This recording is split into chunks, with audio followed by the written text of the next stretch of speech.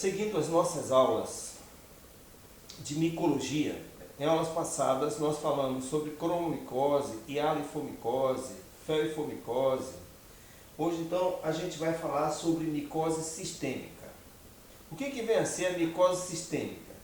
Trata-se de uma micose, uma doença ocasionada por fungos em órgãos internos, que pode ser rim, pulmão, fígado, sistema nervoso central.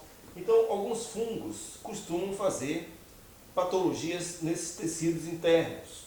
E toda doença por fungo ocasionada em tecidos internos vai ser chamada de uma micose sistêmica. Porém, nem todos os fungos que causam algum quadro de micose sistêmica estão classificados dentro de um grupo de fungos que nós vamos chamar de fungos dimórficos. Tá? É importante deixar bem claro o que é ser um fungo dimórfico ou o que é dimorfismo. As leveduras do gênero Cândida, por exemplo, elas são capazes de exercer o dimorfismo. Por que isso? Porque ela muda de forma, ela está no nosso organismo sob a forma de gêmulas. Aí ela muda para a forma de levedura, muda para a forma de hifas gemulantes, para a forma de pseudo-hifas. Então tudo isso é entendido como dimorfismo. E a Cândida é um dos fungos oportunistas que também faz quadros sistêmicos, porém não está enquadrada dentro do grupo de fungos sistêmicos ou fungos dimórficos. Tá? Então eles são chamados de fungos dimórficos porque eles conseguem apresentar duas formas, dependentes da temperatura. Então a temperatura ambiente, esses fungos vão apresentar a forma filamentosa, que muitos conhecem como a forma de bolor, tá? E a temperatura de 36 a 37 graus, eles vão apresentar a forma de leveduras. E essa forma de leveduras é a mesma forma encontrada no tecido do hospedeiro, exercendo parasitismo.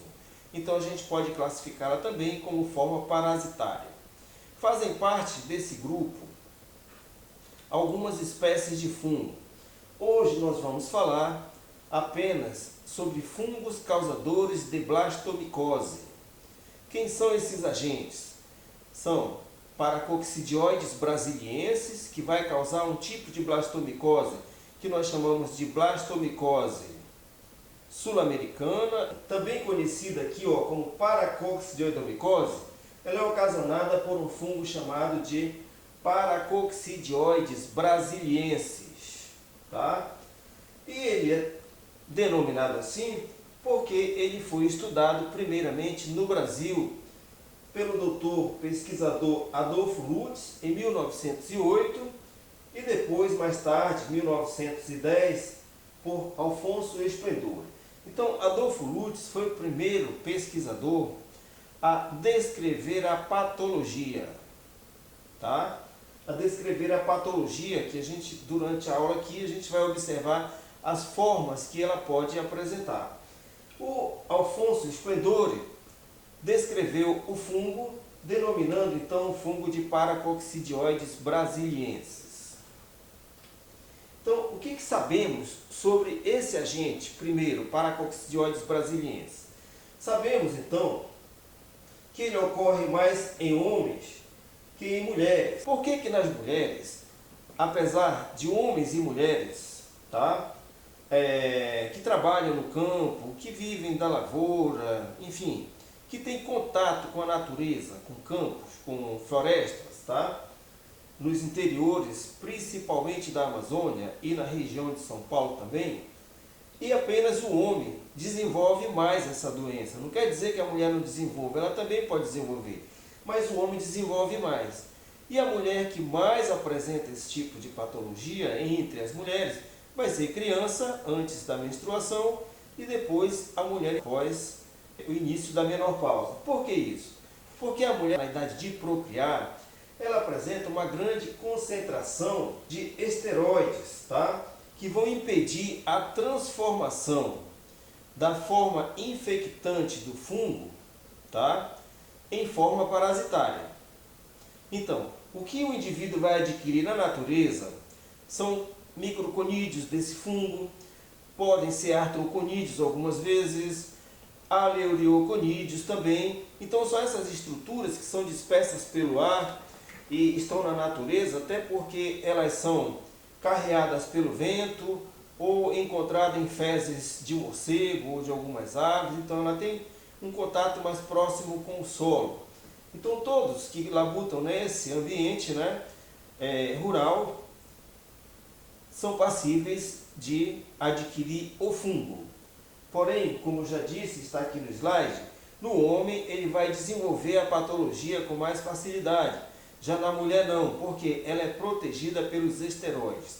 Os esteroides vão impedir a transformação das formas infectantes, que é a forma que o indivíduo inala ou inocula no tecido, né? O microconídeo, o aleurioconídeo ou até mesmo o artroconídeo. Essas estruturas elas não vão conseguir se transformar em leveduras multibrotantes, que é a forma parasitária do Paracoccidioides brasiliensis, a forma que é encontrada no tecido do hospedeiro, tá certo? Então esse esteroide ele vai não só permitir com que as formas não se transformem, como ele vai estimular a fagocitose dessas estruturas pelas células fagocitárias, as células dendríticas do nosso organismo. Nesse slide aqui, a gente observa algumas das características clínicas apresentadas por essa patologia. Então a gente observa, nessa imagem aqui à esquerda, temos um dedo, né, com uma lesão, né, uma úlcera bem aqui, um pouco de pus, e bem aqui à direita do dedo, a gente observa a imagem radiográfica que mostra o comprometimento do tecido ósseo. Então esse fungo, além de infectar órgãos internos como baço, rim, fígado, pulmão, sistema nervoso central, corrente sanguínea também, ele também é capaz de destruir o tecido ósseo, tá certo? E as lesões dele vão aparecer assim. Nessa imagem aqui, por exemplo, do canto superior direito, a gente observa o olho do paciente com a mucosa extremamente irritada, extremamente vermelha, ou seja, aí há a presença do fungo. E bem aqui eu dou um conselho para os meus alunos. Se o paciente chegar assim ao laboratório, por favor, não mexa nessa lesão. Devolva o paciente para o oftalmologista, para o clínico, que tem muito mais conhecimento dessa área que é extremamente delicada, para fazer a coleta, a retirada desse material e enviar nós para o laboratório. E assim a gente conseguir realizar os exames que a gente vai ver daqui a pouquinho, quais são os exames usados, feitos, né, para diagnóstico dessa patologia. Aqui no canto inferior direito, a gente observa o nariz de um paciente, tá certo? Então, observa-se aqui sobre o nariz do paciente uma lesão vegetativa, de aspecto pouco verrucoso, com áreas ressecadas, outras avermelhadas.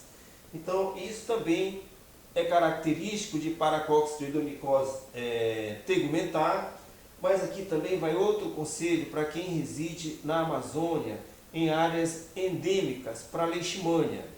Não é incomum encontrarmos pacientes com lesões tegumentares associadas por Paracoccidioides brasiliensis e leishmania. Então, muitas vezes, o profissional do laboratório desavisado, né, ele acaba por realizar apenas o que o médico solicitou. Por exemplo, o médico solicita pesquisa de fungo ou pesquisa de Paracoccidioides brasiliensis nesse paciente. Aí o profissional do laboratório vai lá, faz a coleta do material e com o olhar apenas para Paracoccidioides brasiliensis. Como nós vivemos numa área endêmica também para a leishmania, é importante que nós tenhamos um olhar para observar também a presença desses parasitas que podem ser encontrados nessas regiões aqui onde está pouco sangrando. Quando você raspa, você vai trazer material sanguíneo, onde tem monócitos, onde elas conseguem se reproduzir.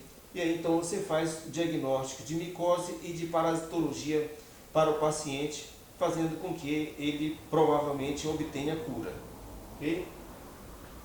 Nessa outra imagem aqui, a gente observa bem aqui no canto superior esquerdo, um paciente cheio de gânglios na região cervical do pescoço. Então é uma outra característica da forma clínica da doença.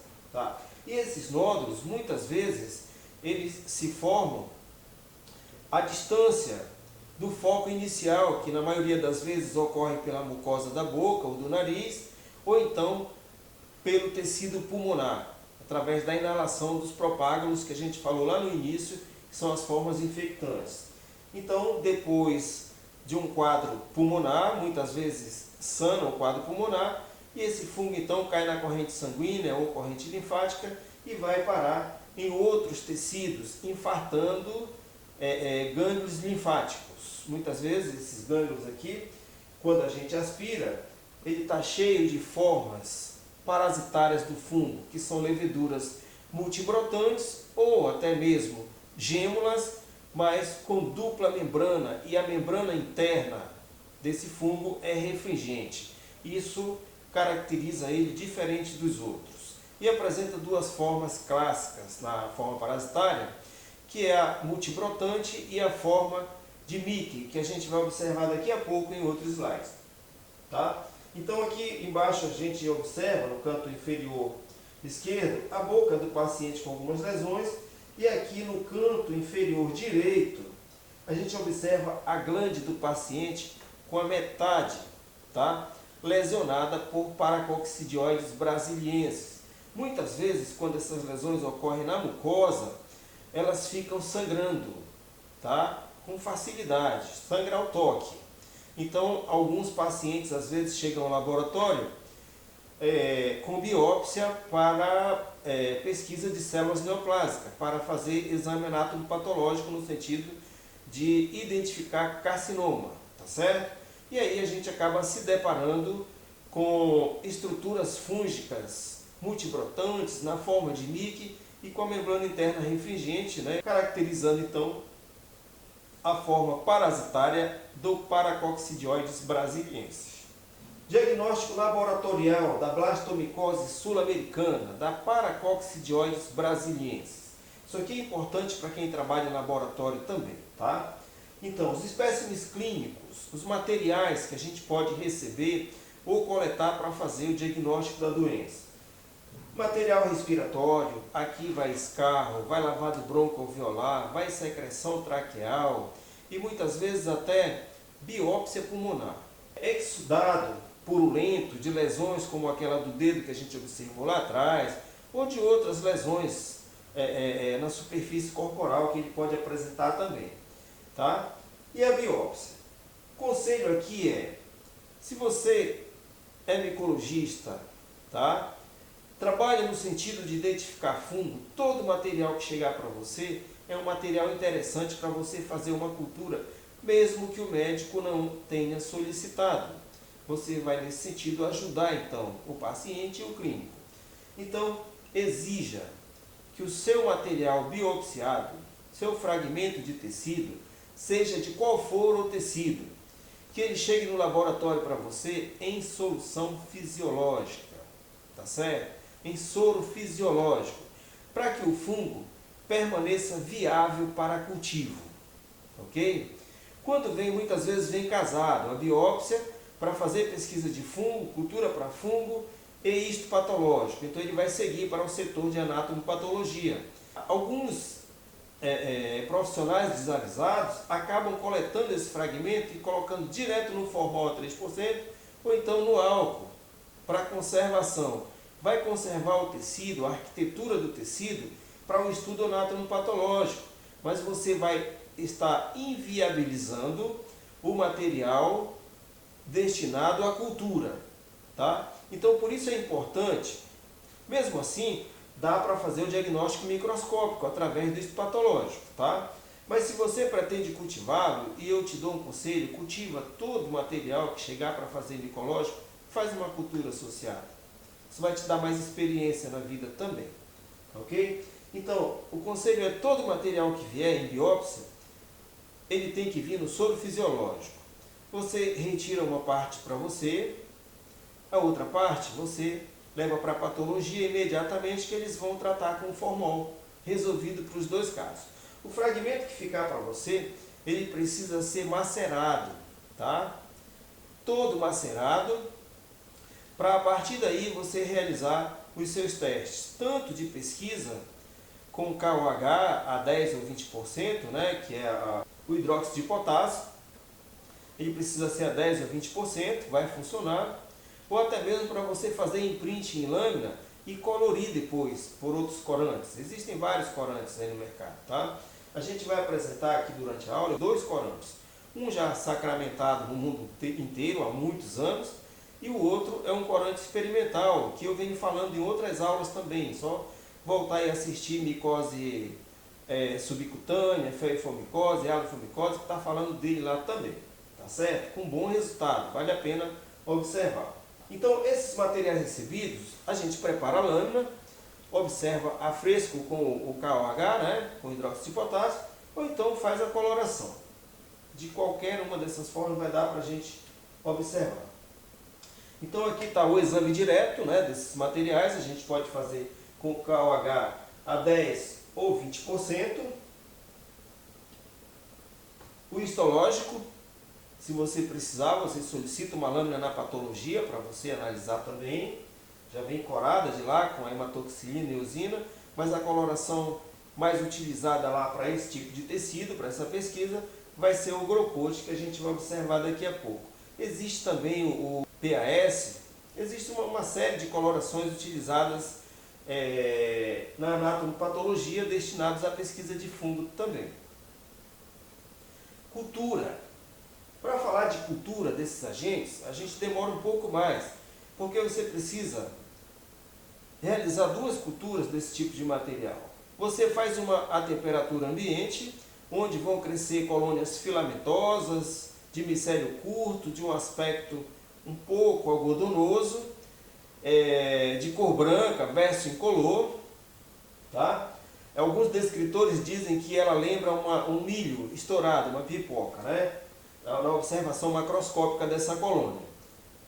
Então, na cultura realizada a 37 graus, em agasaborô mesmo, o agasaborô com sangue, para favorecer melhor o crescimento do fungo, essa colônia também ela vai demorar um certo tempo para crescer. Só que ela vai produzir colônias leveduriformes.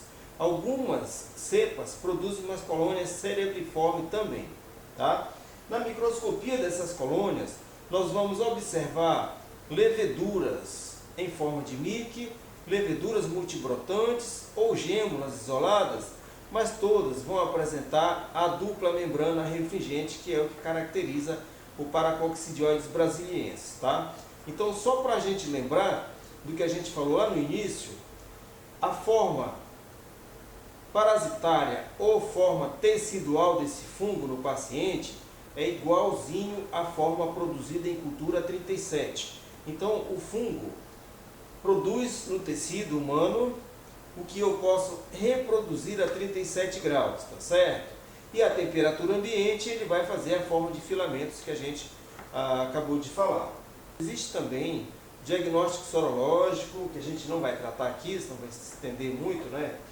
E também a biologia molecular, que hoje é o ponto final na identificação de qualquer micro-organismo. Então, nessa imagem aqui, observe bem na tua lâmina, do teu lado esquerdo, que nós temos aqui o formato do mic, olha.